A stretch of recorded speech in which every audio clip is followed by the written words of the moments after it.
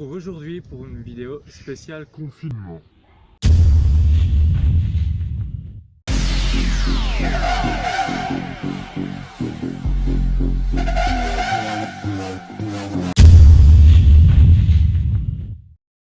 Salut tout le monde, j'espère que vous allez bien. Aujourd'hui je fais une petite vidéo concernant le confinement.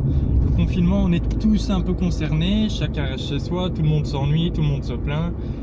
Alors que finalement il y a quelques mois d'ici, on aurait bien été content de ne pas le voir sortir. Aujourd'hui pour moi aussi le confinement, c'est un petit peu difficile de faire avancer le projet voiture, surtout que tous mes track days jusque là ont été annulés. Donc difficile de faire avancer le projet, et pourtant j'ai quand même essayé de faire un maximum de ce que je pouvais faire chez moi. Cette vidéo est donc un petit récapitulatif. Cette vidéo est donc un petit récapitulatif de tout ce que j'ai fait ici sur ces dernières semaines. Pour commencer, je vous en avais déjà parlé dans la précédente vidéo, mais très vite fait. J'ai changé les deux pneus avant sur mes nouvelles roues qui étaient déjà usées lorsque j'ai acheté les roues sur eBay. J'ai mis des 175-50 R13 et Nankang NS2.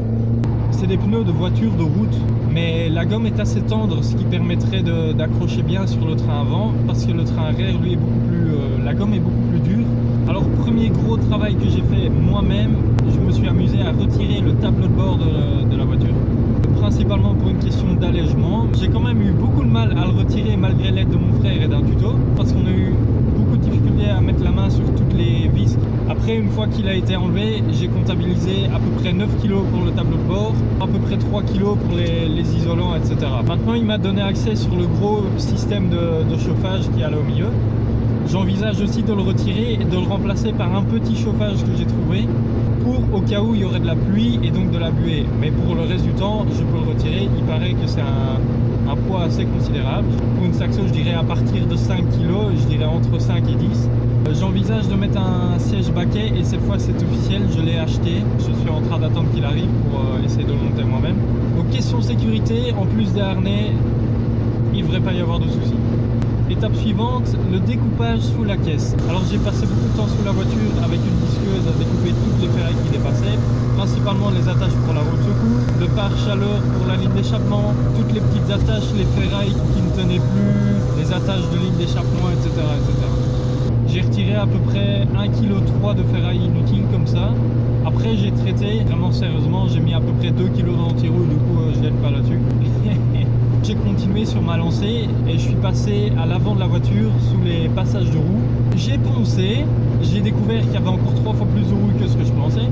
J'ai traité une fois, 2 fois, 3 fois, donc le résultat est vraiment bon.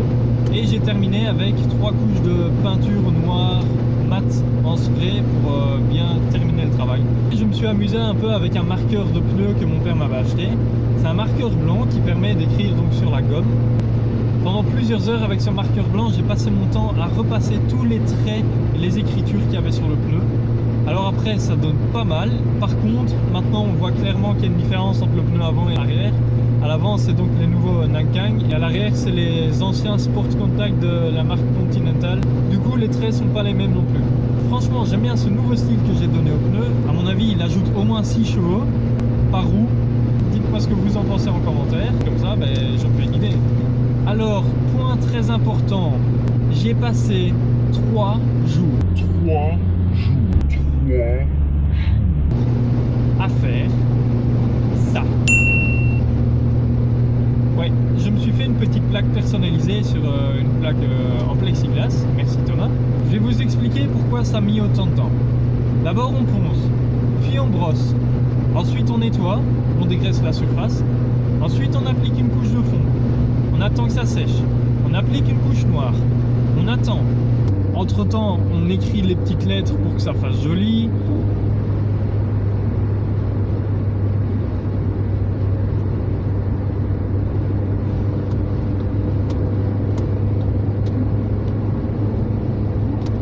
On applique une couche blanche, on attend. Une deuxième couche blanche, on attend. Troisième couche blanche, on attend. Quatrième couche blanche, on attend. Une cinquième couche blanche, on attend. Vous ne le voyez pas, mais j'ai même appliqué une sixième couche blanche pour finir la bonbonne.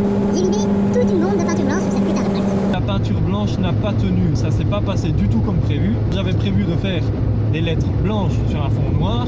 C'est exactement l'opposé qui s'est passé. Mais voilà, dans l'ensemble, le résultat n'est pas trop mal. Je ne suis pas trop mécontent. À nouveau, dites-moi ce que vous en pensez. Si vous aimez bien, si vous aimez pas, de toute façon, je m'en fous parce qu'elle est comme ça. Alors, dernier gros point que j'ai attaqué le problème de la surchauffe moteur quand je roule sur circuit. En combinant avec le radiateur que j'ai remplacé assez récemment dans ma dernière vidéo, plus l'additif, j'attaque directement la carrosserie en faisant un trou dans le pare-choc avant pour permettre une plus grosse arrivée d'air sur le radiateur. Ce qui veut dire qu'il y a plus d'air frais qui va sur le radiateur, ce qui veut dire que le refroidissement se passe mieux, ce qui veut dire que le moteur chauffe moins.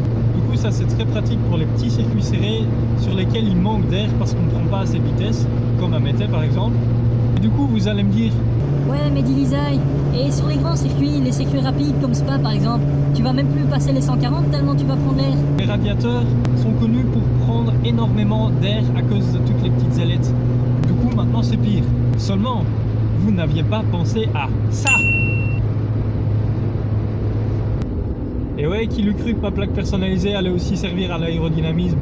Du coup, sur les petits circuits serrés, je la mets à l'arrière, comme ça l'air vient sur le radiateur et permet de refroidir mieux. Et en cas de circuit rapide où il faut favoriser plus la vitesse maximale, je la mets à l'avant. Donc voilà, ce confinement finalement, il peut paraître bien vide alors qu'il pourrait être tellement rempli de choses, des idées. Je crois que cette fois pour alléger la voiture, je vais retirer le toit. De la motivation, de l'efficacité, de la joie, Yes. des petits plats mexicains, de l'inquiétude, de la patience. Putain, je vais encore y passer 4 heures. De la tristesse. J'ai flingué mon nouveau radiateur en tapant dedans avec un marteau. Avec tout ça réuni, il y a vraiment moyen de s'occuper durant le confinement. Voilà, j'espère que ce petit résumé vous aura plu. C'était Lisaï. Hey, les gars, abonnez-vous!